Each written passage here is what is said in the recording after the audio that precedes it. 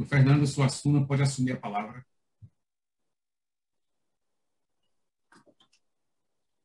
Bom dia a todos.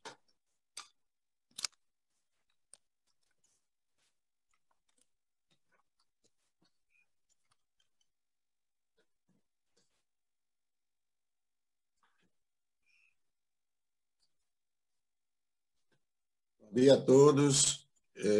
Gostaria de saudar a todos os acadêmicos da Academia Cearense de Medicina, o honroso convite para participar desta Bienal, saudando a todos e dizendo da minha honra, meu orgulho e minha honra de estar aqui sendo ouvido por tantas pessoas importantes do querido estado do Ceará. Quero dizer também, prestar minha homenagem a um professor que inspirou minha carreira médica de médico da medicina tropical, o professor Alencar, que foi um dos meus guias na luta contra o Calazar, e que merece todas as honras. Para mim, um dos maiores mitos, uma das maiores figuras da medicina tropical brasileira, e que fez também história na década de 80 do século passado, onde nós militávamos na luta pelas doenças tropicais. Para que os senhores entendam o que eu vou colocar aqui, eu não sou cientista, né? Eu não ouso dizer que sou cientista, mas eu sou um educador médico. Comecei a dar aula com 19 anos, aula de biologia, sou um fanático pela biologia, ainda acadêmico de medicina, nas principais escolas de ensino médio de Natal, colégios católicos. E a minha formação ela vem do berço de valorizar a ciência básica. E tenho essa no meu sangue, isso aí para mostrar para os senhores que eu tenho 43 anos de formado, me formei em 1977 e em 78 eu já era professor colaborador da UFRN. Na época fui contratado, fui para o mestrado em Medicina Tropical na Federal de Pernambuco, fui aluno de imensos professores, entre os quais o professor Nelson Chaves, da nutrição, e a partir daí a minha carreira universitária começou. Fundamos em 1980 a Sociedade Brasileira de Infectologia em Natal. Enfim, a minha história ela começa com bases de quem ama o que faz. Então, eu vou falar como professor de medicina. Eu sempre digo que eu fiz 3 cursos de medicina. O curso normal, tradicional, engessado. Fiz um curso, quando me aposentei, depois de 25 anos da Federal de Rio Grande do Norte, eu fui para a Universidade de Potiguar, uma universidade privada aqui de Natal, do qual tem muitos alunos do Ceará, com muito orgulho, são os melhores alunos, mas não digam isso para ninguém. Então, então, na Universidade de Potiguar, eu passei 10 anos como diretor e como coordenador, e durante esse tempo eu fiz uma reforma curricular, em 2014. Uma coisa meio louca. Eu sempre acreditei que não se pode saber medicina sem saber medicina básica. Não se pode saber medicina sem saber que não existe histologia, nem anatomia, nem fisiologia, nem farmácia. Isso é uma coisa só. Isso é uma integração de conhecimentos básicos que leva você a entender os conhecimentos. E criei algumas disciplinas assim, nesse novo currículo. E a gente sabia que formava o aluno para dentro dos processos científicos. E aí, numa dessas disciplinas, a mecanismo de agressão e defesa, eu coloquei a síndrome metabólica como a unidade principal do aprendizado médico. Porque da síndrome metabólica surgem todas as doenças inflamatórias, as doenças cardiovasculares, as doenças metabólicas e endócrinas, e surge a obesidade com todas as suas consequências, que levam ao envelhecimento celular, acomete mais os idosos e mata as pessoas na hora certa. Então, foi a partir daí que eu sempre desconfiei que a Covid-19 não é uma doença do vírus. Não vão me dizer que com 90% de homologia com o SARS-CoV passado e apenas 10% de alterações genéticas, um vírus possa fazer tanta desgraça em relação aos seus predecessores. E entender que numa antropozoonose, enquanto o vírus passa de um hospedeiro, de um mamífero para o hospedeiro humano, existe um spillover em que tem uma série de conotações epidemiológicas e ecológicas, um vírus possa surgir de maneira súbita, que não obedeça nenhum mandamento do meio ambiente, calor, frio, umidade, hemisfério norte, hemisfério sul, ocidente e oriente, esse vírus tenha um poder tão devastador. Então, esse é o primeiro ponto. É que a Covid-19, ela é um conjunto, ela não é uma pandemia só, e ela tem um retrato da interação do parasita, do hospedeiro e do ambiente, onde o ambiente tem se mostrado praticamente inócuo em mudar a história natural da doença, porque ela não tem uma história natural, ela tem uma história artificial, essa é que é a verdade.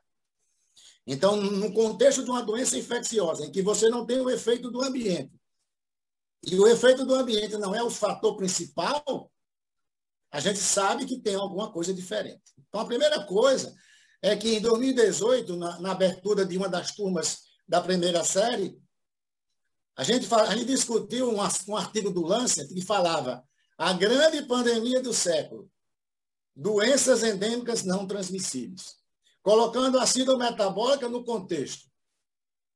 A síndrome metabólica que leva a resistência à insulina, que leva ao diabetes. Resistência à insulina ao diabetes leva à dislipidemia. A dislipidemia leva à obesidade e leva à inflamação dos vasos. A inflamação dos vasos leva à doença coronariana, a arteriosclerose, o AVC. E as alterações metabólicas levam às doenças neoplásicas, ao câncer. E aí, todas essas doenças que matavam em 2018 estão matando na pandemia. Algumas delas de modo insidioso e silencioso dos mais jovens, de outra maneira, antecipando a morte de uma maneira pandêmica, de uma maneira trágica, o destino daquelas pessoas que já são marcadas com essa doença. A doença metabólica tem um forte componente genético. E o vírus da Covid também, porque o vírus da Covid ele vai na imunidade inata, da qual nós, imunologistas, eu faço parte do grupo, somos impotentes, porque nós não cuidamos da imunidade inata. Porque a imunidade inata não tem baço, não tem linfonodo, não tem timo. A imunidade inata tem endotélio, a imunidade inata tem complemento, a imunidade inata tem... E endotélio regula a nossa vida, porque regula a circulação sanguínea. Então, as células imunes, os linfócitos que saem da resposta imune do endotélio, eles vão ao encontro da imunidade adquirida. Então, uma doença que me parece não ser nem inflamatória totalmente, nem imunológica totalmente, mas ela é uma doença imunometabólica. Ela vai acontecer nas pessoas que têm a capacidade de ativar seus receptores, seja pela glicose alta, seja pela ação do vírus. E a gente vê claramente na evolução dos pacientes diabéticos.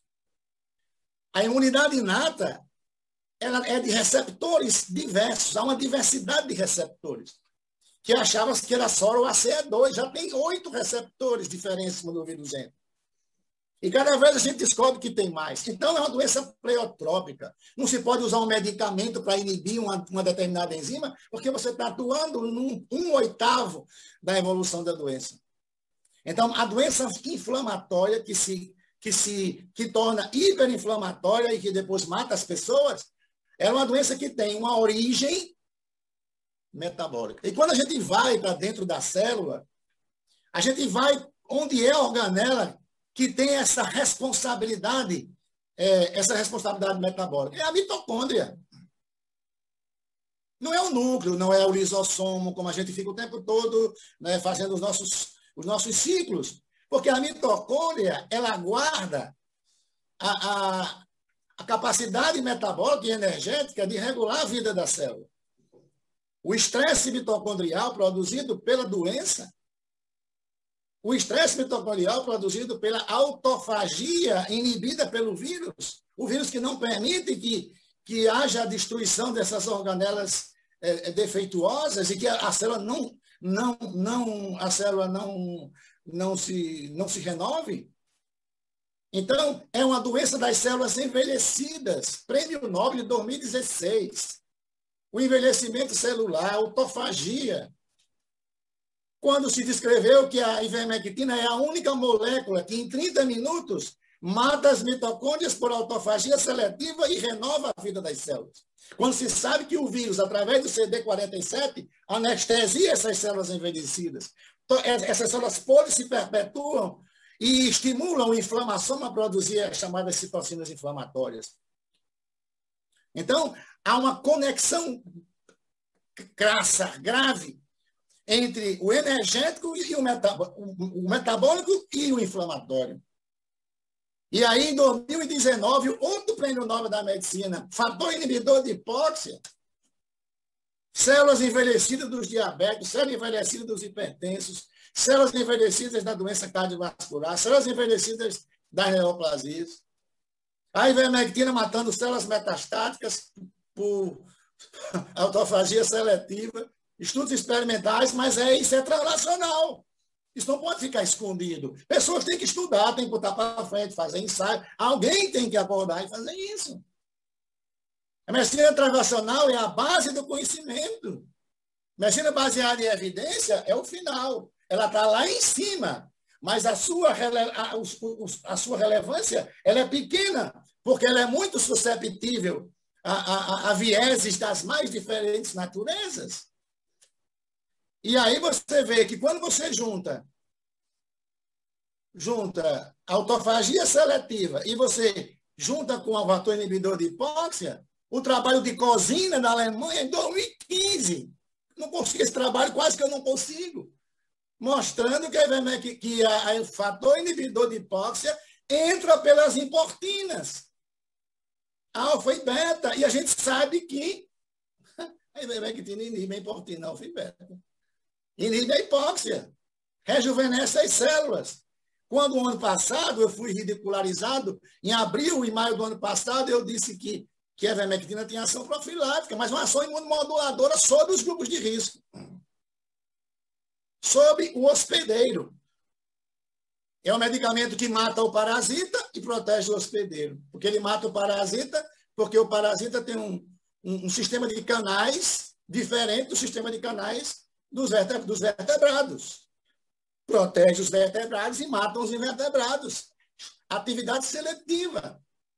Depois ele mata as mitocôndrias podres, ele leva a autofagia e mata as células podres e preserva as normais. Mata as células metastáticas, preserva as células normais. Não é um remédio de piolho, simplesmente. Mas precisa ser estudado. Isso é translacional, isso é ciência básica. No meu currículo, o aluno vai estudar. Não vai ficar indo conversar besteira nos meios de comunicação. E aí o que a gente vê é que a medicina translacional tem muito a dar. Ela já mostrou. Ora, se eu tenho um sistema imune inato, heterogêneo, extremamente diversificado, eu tenho que ter medicamentos reposicionados que tenham ação nesses lugares. Na mitocôndria, no lisossomo, impedindo a autofagia, fazendo a autofagia acontecer quando necessário. Ele precisa de drogas que passem pelos lisossomos, drogas que estejam no citoplasma, drogas que inibam receptores. E qualquer laboratório do mundo que quiser fazer um medicamento hoje vai ter resultados pífios, porque não é doença de linfócito como HIV, não é doença de linfócito como a dengue. É até parecido com a chikungunya, porque levam a linfopenia também e tem destruição de linfócitos. Então, o que a Covid faz, ela hiperinflama para matar os linfócitos. É o contrário do HIV. Então, o raciocínio é inverso. Então, você tem que controlar a inflamação para poder evitar que seus linfócitos sofram apoptose. Que o CD147 do linfócito bote o vírus para dentro e mate o vírus. Então, essa é a essência da ação translacional. E outra coisa, a medicina hoje está sendo feita por informação. A informação ela está substituindo o conhecimento. Nem a informação pode ser verdadeira, ela pode ser falsa. Mas o conhecimento, que é confirmado por várias pessoas que estudam, ele passa a ser um conhecimento que pode levar a uma observação verdadeira e futuramente um fato para se fazer uma hipótese. Mas eu não posso viver de informações. É por isso que a gente combate a certas informações que não são confirmadas. Mas quando a informação é confirmada, quando você observa, aqui observa no outro canto, observa, peraí, tem alguma coisa diferente. A observação confirmada por várias pessoas passa a ser um fato. E o fato é muito forte para se fazer uma hipótese. Tem determinadas teorias médicas que não passaram por experiências, porque não cabem experiências para se confirmar uma hipótese que tem uma amplitude muito grande, uma diversidade muito grande. A relevância dos fatos, às vezes, torna as hipóteses dificilmente que sejam contestadas. Mas isso não tem sido a meta da medicina, porque a medicina tomou um outro rumo a partir de 92. Eu sempre fui um entusiasta da medicina baseada em evidência, mas sempre com o pé atrás, sempre discordando de algumas coisas, de medicamentos que eu achava que na prática não funcionava, mas estava lá que tinha uma evidência não sei quanto. Então, para mim, a doença é imunometabólica, as pessoas jovens estão adoecendo mais e morrendo mais, porque o vírus está mais agressivo, essas variantes, que são variantes, na verdade, ou são novos vírus? Como é um vírus pode ser tão diferente do outro? O que está levando essa resistência? A seletividade é chamada seleção natural. Muita gente que tem diferentes graus de suscetibilidade vai ver uma seleção e o vírus vai ficar resistente cada vez mais, se a gente não resolver. Então, são duas doenças.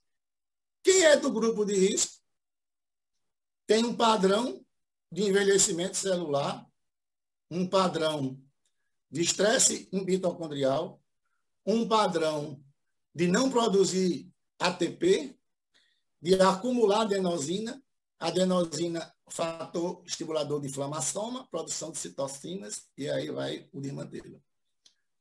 Se você faz com que as mitocôndrias se renovem, quando a mitocôndria está velha, para a célula não morrer, o que é que ela faz? Se funde com outra velha. Menino, velha conversa, não vai dar nada, né? Aí termina você aumentando o quê? Você vai aumentando a hipóxia. E o fator inibidor de hipóxia faz com que a célula fique viva mesmo estragada. E isso é o paraíso para o vírus. Se replicar e hiperinflamar as pessoas. O próprio oxigênio é anti-inflamatório, porque ele vai funcionar como um fator que tenta, naquele momento, repor o processo energético. As dores musculares que os pacientes experimentam após a doença, durante a doença, o comprometimento cardíaco, a miocardite, isso já foi estudado antes da COVID, na síndrome metabólica, que as pessoas já têm uma inflamação, e essa inflamação é muito parecida com a inflamação provocada pelo vírus. Então, quando eu comecei no ano passado, a gente viu que das drogas reposicionadas, eu vi que tinham 13 drogas, parece, e eu escolhi duas, a cloroquina e a ivermectina, até pela experiência na medicina tropical.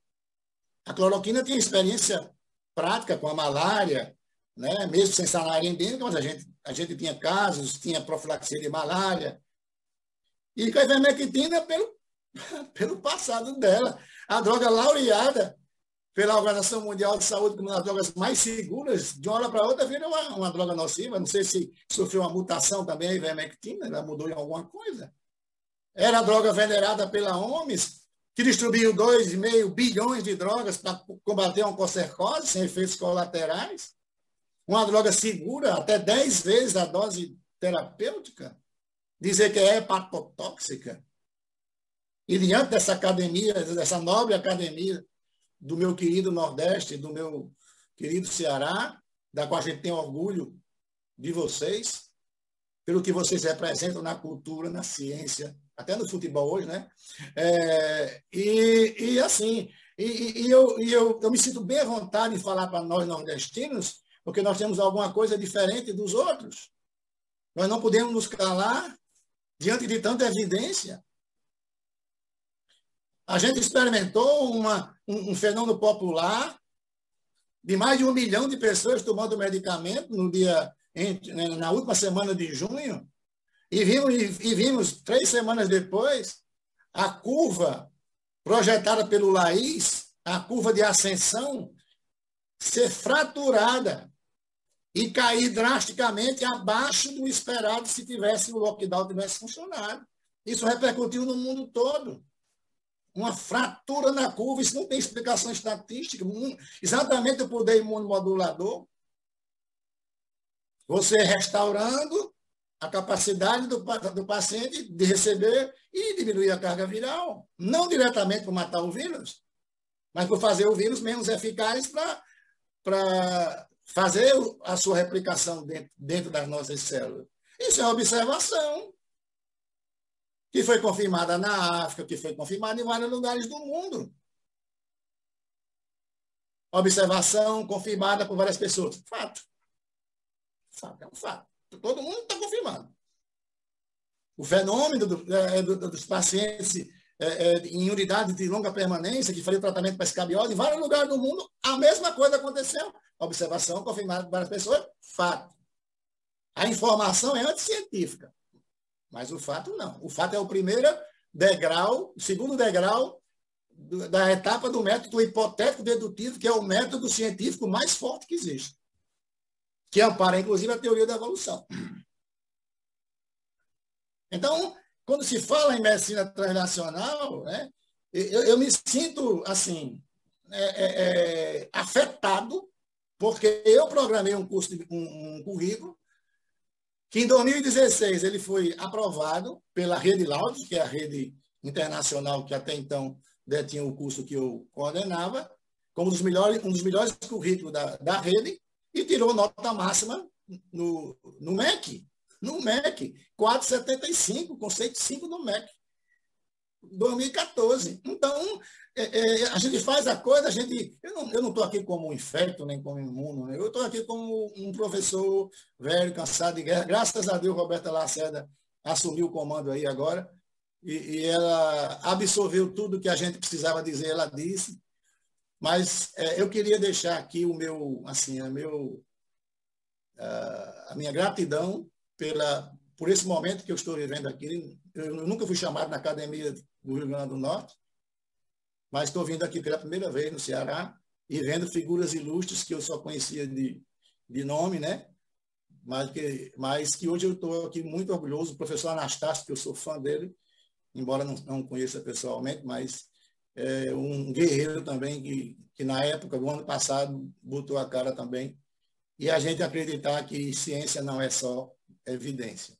Principalmente quando a evidência vira conveniência. E aí as coisas ficam muito difíceis. Já é difícil fazer ciência nas condições normais de temperatura e pressão. Imagine os senhores fazer ciência com toda essa politização, todo esse embate das economias do mundo, tentando cada um buscar o seu próprio caminho. A Covid-19 é uma sindemia, a grave é uma sindemia, porque é um conjunto de pessoas cronicamente frágeis que são acometidas por um vírus agressivo. Que nem é agressivo tanto, mas ele é agressivo porque o seu hospedeiro é frágil. É uma doença que mata mais pela fragilidade do hospedeiro do que pela qualidade do seu parasita. Mas que agora está atingindo proporções insustentáveis, porque ele tornou-se mais agressivo. E aqueles que se achavam que eram imunocompetentes, os mais jovens, que têm resistência à insulina, que têm um HDL baixo, tem um triglicerídeo alto, ele já tem a síndrome metabólica e seus receptores já estão todos esperando pelo dia inteiro. Então, não é só ser obeso, não é ser só diabético, não é ser só hipertenso. Aí já a doença já está consolidada. Muitos daqueles que hoje se dizem que são imunocompetentes, eles, na verdade, eles são metabolicamente frágeis. Por isso que eu digo que a doença não é a doença só inflamatória, é uma doença metabólica. O receptor de glicose, ele é ativado pelo vírus. Então, quando a sua glicose está alta e você está com vírus, é como se somasse uma coisa a outra. Então, você vai ter mais carga viral, você vai ter mais inflamação. A mesma coisa em relação às dislipidemias. O HDL baixo, ele é um indicador forte de síndrome metabólica no sentido molecular. Porque, às vezes, você tem a doença metabólica, mas você não tem a repercussão clínica, você está assintomático. A mesma coisa com os androgênios, com os receptores androgênios, com a testosterona, homens e mulheres. E essa polemização é que nós temos tratamento, sim, porque se a doença é pleiotrópica, se ela tem uma ampla diversidade de receptores, ela é hereditária, gente, morre em famílias inteiras. E aí eu vou fazer um paralelo com a tuberculose. O modelo, vou dizer de novo, o modelo da Covid-19 é o modelo da tuberculose. Quando você nasce, todo mundo toma BCG, não é? E a tuberculose ainda é um problema de saúde pública no Brasil. Por quê? Porque quando você toma BCG, a vacina BCG ela induz uma forte imunidade celular. E ela também interfere num tipo de imunidade específica, na resposta inata, que ela faz com que você tenha uma maior resistência a infecções virais. As crianças têm menos dengue, têm menos chikungunya, as crianças têm menos infecções e as crianças têm menos Covid. Mas essa imunidade celular da tuberculose, ela exige que você tenha contato com patógenos. A chamada imunidade de treinamento. Não existe imunidade de rebanho, esqueça isso. Imunidade de treinamento, training immunity, está lá no New England. Até que, enfim, o New England fez alguma coisa que preste nesses últimos anos. Um artigo sobre imunidade de treinamento, training immunity. Então, você tem que entrar em contato, porque a gente achava que imunidade inata não tinha memória. Tem memória. Só que a memória da imunidade inata, ela é epigenética. Ela não é linfocitária pura. Ela é epigenética, ela é transcricional. Você tem que todo o tempo estar recebendo vírus Covid, os Covidzinhos, aqueles que não faz nada. Receber os Covidzinhos para você continuar imune. Então, na hora em que você tem uma pandemia, que você faz a vacina, que você deixa as pessoas com máscara, ficam todo. Isso por um lado, imediato, importante, mas por outro, você está evitando que as pessoas tenham imunidade e treinamento. Hospital de tuberculose, você vê, seja o paciente tuberculoso tem Covid, vamos observar, vamos fazer a transnacional todo mundo junto, observe. O paciente tuberculoso está grave. Os enfermarias de tuberculose. Se eu já passei do tempo, você me desculpa.